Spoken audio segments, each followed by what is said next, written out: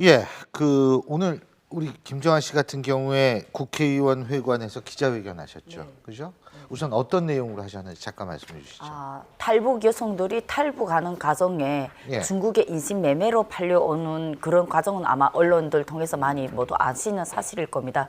그런데 그렇게 인신매매로 팔려온 탈북 여성들이 중국인 남자하고 결혼해서 그 사이에 아이를 태어난 사례가 많습니다.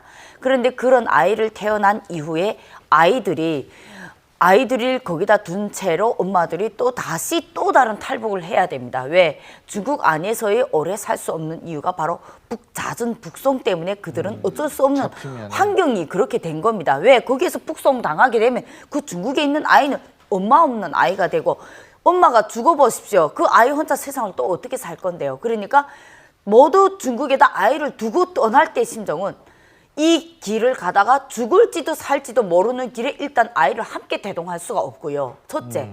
그다음에 두 번째는 그 길을 가면서 어떻게 하나 살아남아야 내가 살아서 나중에 내 자식을 본다. 오직 그 두 가지 심정밖에 예. 없어요.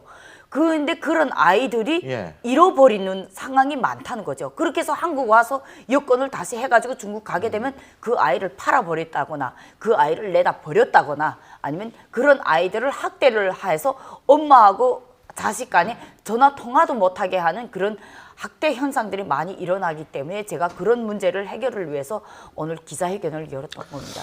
근데 여기 문제에 있어서의 가장 근본적인 원인은 뭐냐면 탈북 여성들에 대한 인신매매 아니겠습니까? 네, 그죠? 그렇죠. 그럼 송정 씨 같은 경우에도 탈북하시는 과정에서 네. 북한 여성들이 이렇게 인신매매를 당하는 모습을 보셨습니까? 제가 이제 몽골까지 왔는데 저희 가족이 몽골까지 왔는데 몽골에서 이제 20명 조가 가족이 같이 오셨어요? 네네 20명 조가 됐는데 구석에 중국에서 애를 데리고 이제 탈북하시는 분이 계셨어요. 예. 6살짜리 애를 데리고 엄마가 몽골 국경을 저희랑 같이 넘는데 그 딸 6살짜리 애가 얼마나 잘 넘는지 울지도 않고 그 한 4, 50리 되는 데를 정말 달리기도 되게 잘하더라고요. 저는 그래서 그때 우리 같은 북한에서 온 탈북자들이 중국에서 시집을 갔었구나. 이걸 그때 알았습니다. 예. 네. 혹시 못 보셨어요, 우리 김정한 씨는? 저는 실제 이번에 그 기자회견을 위해서 증언자를 모으는 과정에 여러 가지 사례들을 많이 들었어요. 근데 그 중에 하나는 어떤 사례였냐면 바로 탈북하는 과정에 아기를 데리고 떠나는데 애가 홍역이 걸린 겁니다. 홍역이 걸리다 나니까 그 중국 권명을 넘어서 정글, 악어강, 미얀마, 태국 이 가정을 넘어야 되는데 권명까지 와서 애가 홍역이 걸리다 나니까 애가 거기서 너무 울었어요. 많이 울다 나니까 그 아이를 함께 데리고 가면 일행이 12명인데 12명이 다 위태로운 겁니다. 경찰한테 계속 쫓기는 거예요. 국경에 일단 정글 안에 들어가면 누구도 인척 없이 조용히 지나가야 되는데 그래서 할 수 없이 아이를 정글에 브로커에게 맡겼다고 합니다. 한국 가서 여권한 다음에 꼭 찾으러 오겠다고. 그 브로커가 우리나라 사람입니까? 아니요, 중국 사람. 중국 사람. 네. 그런데 한국 와서 여권을 한 다음에 다시 들어가니까 애를 이미 팔아버린 상황들. 그 애를 어디다 팔아요? 그러면 그 사람들이? 애 아이 집에다. 없는 집에다 다 팔아버리는 거예요.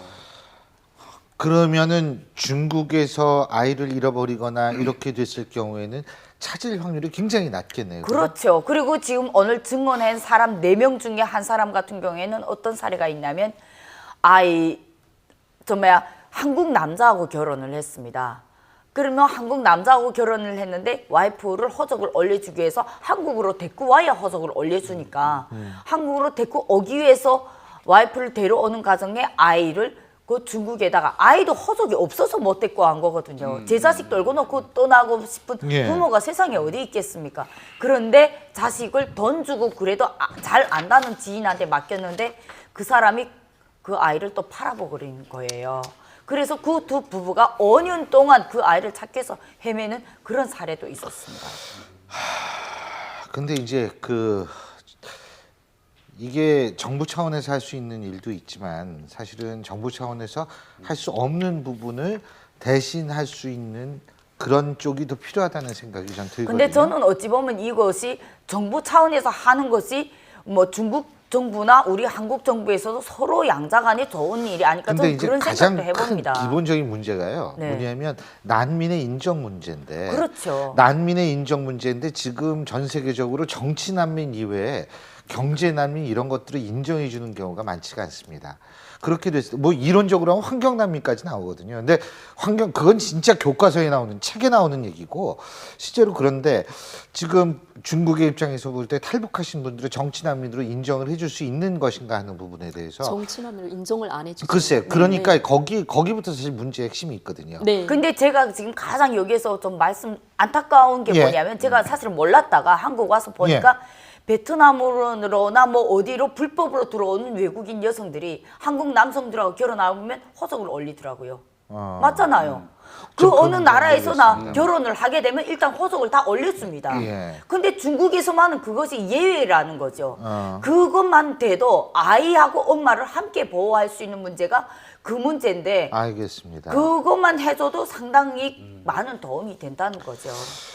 그리고 이제 그 탈북하신 분들 중에서 북한에 가족을 두고 오신 분들은 가끔 가다가 저기 중국하고 근접 국경 지역에선 전화도 하고 그런 걸 봤는데 네. 요새 휴대전화 단속이 그렇게 심하다 그러나요? 네, 요즘 휴대전화 단속이 너무 심해서 예. 전화가 저쪽에서 켜놓지 않습니다. 예. 그러니까 북한 쪽에 이제 두만강이나 압록강 지역에서 전화를 켜놔야만이 예. 저희가 전화를 내려 채워줄 텐데 저쪽에서 전화를 꺼놨다고 하기 때문에 저희가 전화 통화를 할 수가 없는 겁니다.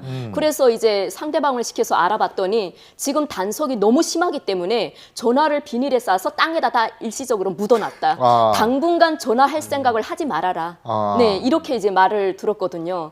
그래서 지금 북한의 예. 상태가 지금 엄격히 김정은 제도에서 이제 엄격히 지금 통제하고 있구나. 이걸 이제 저희가 이제 느꼈거든요.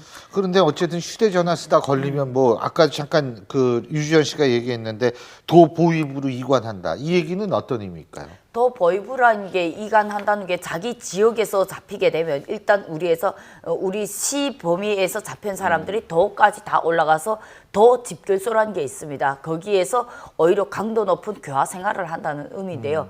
이번에 이 휴대전화 문제가 왜 더군다나 강도됐냐면요. 북한이 최신형 독일제 휴대전화 감지 그 기계를 휴대용 전파 그 방지 기기를 샀습니다.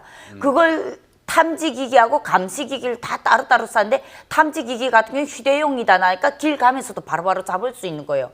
그전에처럼 큰 기계에 있어서 자동차로 이렇게 마을을 돌면서 하게 되면 야 자동차 저쪽 나타났다 야 휴대전화 닦거라 이렇게 해서 알 수가 있었는데 이건 휴대용이다 나니까 사람들이 알아를 못 채는 겁니다. 예. 그러다니까 오히려 적발이 더 많이 되는 거죠. 그러니까 적발되는 게 그전에 비해서 배로 늘어나니까 사람들이 싹 다 잠적을 근데 해버리는 그렇게 그런 사례입니다. 폐쇄적으로 유지를 하려고 하는데 해외 노동자들은 계속 보내고 지금 인권 문제 중에 하나가 해외 노동자들의 착취 문제 아니겠어요? 그렇죠. 굉장히 그게 아주 강한 강도의 노동에다 저임금에 시달리고 있다 이런 얘기가 많잖아요. 네, 이제 저희 아버님도 80년대 초반에 러시아에 이제 벌목공으로 가신 적이 있거든요.